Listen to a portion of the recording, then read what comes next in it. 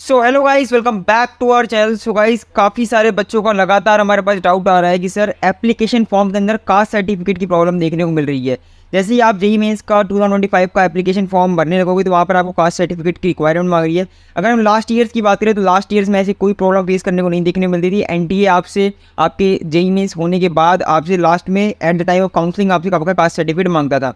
But इस साल NTA application form के टाइम पे ही कास्ट सर्टिफिकेट नंबर और उसका इशूइंग डेट एंटर करवा रहा है। तो इसका मतलब ये है कि एनटीए ने काफ़ी ज़्यादा चेंजमेंट लाए अपने फॉर्म्स के अंदर और काफ़ी सारे बच्चों को इसकी वजह से प्रॉब्लम फेस करने को मिल रही है। वो लोग अपना फॉर्म प्रॉपरली फिलअप नहीं कर पा रहे हैं क्योंकि काफ़ी सारे बच्चों के पास काफ़ी पुराना कास्ट सर्टिफिकेट है या काफ़ी सारे ऐसे ही बच्चे जिनके पास कास्ट सर्टिफिकेट है ही नहीं। तो इस वीडियो के अंदर उस पूरी प्रॉब्लम के बारे में बात करने वाले हैं। इस प्रॉब्लम के अंदर इस वीडियो के अंदर मैं आपको उसका सोल्यूशन बताने वाला हूँ कि अगर आपके पास कास्ट सर्टिफिकेट नहीं है तो आपको क्या करना है। तो पूरी वीडियो को एंड तक देखिएगा और वीडियो देखने के बाद ही फॉर्म फिलअप करिएगा। ये कोई भी बच्चा जल्दीबाजी ना करे फॉर्म को भरने में, बाद में फॉर्म गलत हो जाता है, फिर बच्चों को काफ़ी ज़्यादा प्रॉब्लम होती है at the time of counselling and admission. So guys, video को स्टार्ट करते हैं। वीडियो में आगे बढ़ने से पहले जिन भी बच्चों ने हमारे चैनल सब्सक्राइब नहीं किया है तो मेक श्योर चैनल को सब्सक्राइब रखिए, क्योंकि आने वाली काउंसलिंग के अंदर आपकी पूरी जेईई मेंस के प्रोसेस के अंदर ये चैनल आपकी काफ़ी ज़्यादा हेल्प करने वाला, आपको आपके रैंक के ऊपर बेस्ट चॉइस दिलाने में। तो मेक श्योर चैनल के साथ जुड़े रहिए। वीडियो को स्टार्ट करते हैं।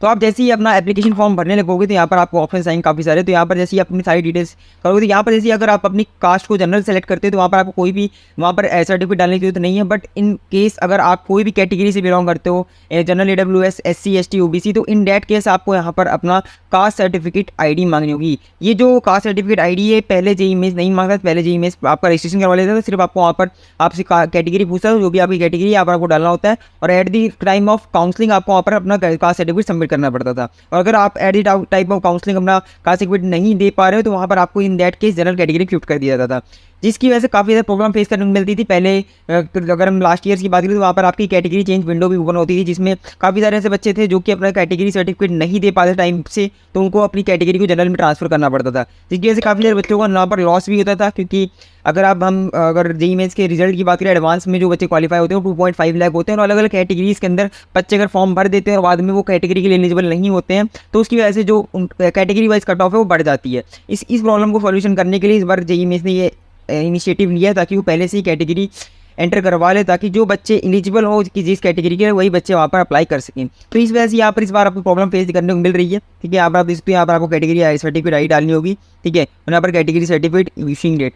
ठीक है, तो मैं आपको यह देता हूँ, देखिए अगर आप अपना जो भी कैटेगरी से आप बिलोंग कर रहे हो वहाँ पर आपको अपनी सारी डिटेल्स दिख जाएगी, आप कौन सी कहाँ पर आपका कैटेगरी नंबर वगैरह है। यहाँ पर देखते ये आपका OBC सर्टिफिकेट का है। ठीक है, आप जिस भी स्टेट से बिलोंग करते हो, देखिए एक चीज़ आपको ध्यान रखना है। ठीक है जी, अगर आप एनटीए के अंदर डाल रहे हो, ठीक है, अपना जेईई मेंस के फॉर्म फिलअप करें तो वहाँ पर जो भी आपका कैटेगरी सर्टिफिकेट है वो आपका सेंट्रल लेवल का होना चाहिए, स्टेट लेवल का नहीं होना चाहिए। अगर आप स्टेट काउंसलिंग के अंदर बाद में अप्लाई करोगे, ठीक है, बाद में आप अपनी स्टेट काउंसलिंग में तो आप अपने स्टेट का जो भी कास्ट सर्टिफिकेट आप उसको डाल सकते हो। क्योंकि OBC के अंदर हम देखते हैं काफ़ी सारे ऐसे बच्चे जो कि स्टेट वाइज तो OBC के अंदर बिलोंग करते हैं, बट जनरल अगर हम सेंट्रल लेवल की बात करें तो वहाँ पर वो शायद जनरल या EWS के अंदर बिलोंग करते हैं। तो इसलिए आपको ध्यान रखना है कि आपको सेंट्रल लेवल का ही कास्ट सर्टिफिकेट अपना अपलोड करना है at the time of application form. तो सेंट्रल वाला ही आपके लिए यहाँ पर एप्लीकेबल है। ठीक है, अगर आप अपने स्टेट काउंसलिंग अंदर पार्टिसिपेट कर रहे हो, मान लीजिए अगर कोई बच्चा यूपी का है और यूपी काउंसलिंग अंदर पार्टिसिपेट करता है बाद में जाके, तो वहाँ पर वो अपना स्टेट काउंसलिंग सर्टिफिकेट डाल सकता है। बट एट दिस टाइम आपको अपना सेंट्रल लेवल का ही कास्ट सर्टिफिकेट डालना है। ठीक है, तो आप जो भी स्टेट का कास्ट सर्टिफिकेट बनवाओगे वहाँ पर आप यहाँ देखते हो, यहाँ पर देख सकते हो आप ये गवर्नमेंट ऑफ इंडिया का है।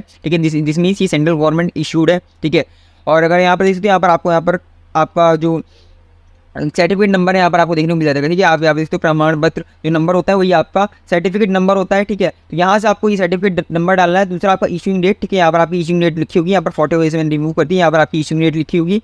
और उसके बाद यहाँ पर आप देख सकते हैं, यहाँ पर फॉर्म पे मैं आपको दिखा देता हूँ फॉर्म में, यहाँ पर आपको अपनी सर्टिफिकेट ID डालनी है। यहाँ पर आपको अपना कैटेगरी सर्टिफिकेट इशूइंग डेट, जबकि जितनी भी तारीख को आपका कास्ट सर्टिफिकेट अलॉट हुआ है। ठीक है, और अगर आपको अथॉरिटी की बात करें, अथॉरिटी आपको यहाँ पर जो भी आपकी अथॉरिटी अलॉट करी, जैसे मैं आपको यहाँ पर दिखा देता हूँ, जैसे ये जो है लगभग तहसीलदार जो होते हैं वैसे उसे बनाते हैं। यहाँ पर जैसे ही अपना और डिजिटल वाला जो बनता है, जैसे SC ST या OBC जिनका डिजिटल सर्टिफिकेट बनता है, वहाँ पर उनका नीचे मेंशन होता है कि किसी इशूइंग अथॉरिटी ने दिया हुआ है। ठीक है, लगभग तहसीलदार वगैरह इशू करते हैं। ठीक है, अगर आप EWS के अंदर मैं आपको दे देते हैं, EWS वालों के लिए। ठीक है, EWS का क्योंकि ऑनलाइन नहीं बनता, EWS का सर्टिफिकेट आपको जाके बनवाना पड़ता है। ठीक है, ये आपका EWS सर्टिफिकेट है, यहाँ पर देख सकते हो ये आपकी कंडीशन है। ठीक है, अगर आप ये सारी कंडीशन मीट करते हो तो आप EWS सर्टिफिकेट के लिए एलिजिबल हो। ठीक है, उसके बाद यहाँ पर आप जैसे अपना आपका सर्टिफिकेट बन जाएगा, यहाँ पर आपको एक सर्टिफिकेट नंबर मिलेगा, वो सर्टिफिकेट नंबर आपको डालना है। इशूइंग डेट यहाँ पर लिखी हुई होगी। यहाँ पर आपका डेजिग्नेशन और पोस्ट लिखी, और आप ये चीज़ आपको ध्यान रखना है, लगभग तहसीलदार लेवल का या उससे ऊपर लेवल का ही आपका ऑफिसर होना चाहिए जो भी आपका सर्टिफिकेट इशू करेगा। और आपको यहाँ पर ऑफिसर का या जो भी अथॉरिटी उसका नाम वहाँ पर आपको मेंशन करना होगा जिस अथॉरिटी ने भी आपको सर्टिफिकेट दिया है। ठीक है, अभी देखिए मैं एक चीज़ आपको बता दूँ, अभी एट दिस टाइम जो सर्टिफिकेट की डिमांड करी है एनटीए ने, ठीक है, वैसे इसका कोई मतलब खास मतलब नहीं है। बस यही है कि जो बच्चे कैटेगरी मतलब काफ़ी सारे ऐसे बच्चे होते हैं जो उन कैटेगरी से बिलोंग नहीं करते हैं, उसके बाद भी कैटेगरी के अंदर अप्लाई कर देते हैं, जिसकी वजह से काफ़ी और बच्चों को नुकसान फेस करना पड़ता है, क्योंकि कट ऑफ जो कैटेगरी वाइज होती है वो बढ़ जाती है और बाद में कैटेगरी शिफ्टिंग का कोई भी विंडो ओपन नहीं होगी। इसलिए एनटीए ने इस बार ये पहले से ही अनाउंस कर दिया कि जो भी बच्चे जिस कैटेगरी से बिलोंग कर रहे हैं वहाँ पर उनको वो नंबर वगैरह डालने पड़ेगा, ताकि जो एलिजिबल बच्चे हैं वही अप्लाई कर पाएँ। ठीक है, अगर आपके पास कोई पुराना सर्टिफिकेट रखा है तो आप उसको भी डाल सकते हो। हालांकि ईडब्ल्यूएस वाले वो नहीं कर सकते, कि ईडब्ल्यूएस वाले जो होते हैं बच्चे उनका हर साल 1 साल का ही एक ही फाइनेंशियल ईयर के लिए वो वैलिड होता है। ठीक है, तो अगर आपने अप्रैल 2024 के बाद सर्टिफिकेट बनवा रखा है ईडब्ल्यूएस का, ठीक है, तो वो बच्चे वो सर्टिफिकेट डाल सकते हैं। अदरवाइज उससे पहले का है तो आप नया सर्टिफिकेट बनवा लीजिए, आपको 2 बार सर्टिफिकेट बनवाना पड़ेगा। ठीक है, ओबीसी वाले बच्चे अगर हम बात करें तो जो भी कास्ट सर्टिफिकेट होते हैं वो 3 साल तक वैलिड होते हैं, except EWS only 1 financial year के लिए वैलिड होता है। ठीक है, और वैसे भी अगर जो आप कास्ट सर्टिफिकेट आप बाद में डालोगे at the time of counselling, वहाँ पर जो आपका जो सर्टिफिकेट है वो 1 अप्रैल 2025 के बाद का ही मांगेगा। ठीक है, चाहे वो जोसा हो या कोई भी स्टेट काउंसलिंग हो, 1 अप्रैल 2024 के बाद का ही मानेगा। तो अगर आप SC ST या कोई भी कैटेगरी से बिलोंग करें, तो अगर आपके पास कोई पुराना सर्टिफिकेट रखा है, हालांकि बहुत ज़्यादा पुराना नहीं होना चाहिए, ठीक है, 2 से 3 साल अगर पुराना रखा है तो आप उसको डाल सकते हो, मेंशन कर सकते हो।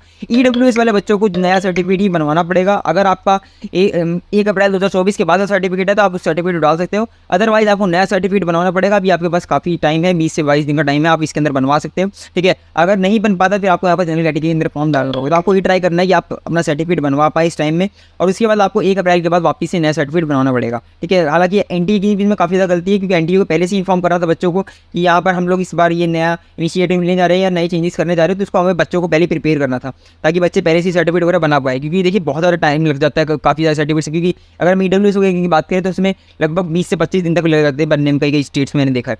तो इसलिए मैं यही करूँगा, जो भी बच्चे कैटेगरी से बिलोंग कर रहे हैं जल्द से जल्द अपना सर्टिफिकेट बनवा लें। अगर आपके पास कोई पुराना सर्टिफिकेट रखा हुआ है, ठीक है, एक्सेप्ट ईडब्ल्यूएस कैंडिडेट, तो अपना सर्टिफिकेट के लिए अप्लाई मीन्स नया सर्टिफिकेट बना सकते हैं, पुराना सर्टिफिकेट वहाँ पर अपलोड कर सकते हैं नेट केस। ठीक है, तो यही थी कंप्लीट वीडियो गाइस। तो आपको अगर एनडीए और भी कोई चेंजमेंट लाती है, ठीक है, अगर हो सकता है इसको रिमूव करती है, तो मैं आपको इसी चैनल के ऊपर इन्फॉर्म करूँगा। मेक श्योर सब्सक्राइब रखें।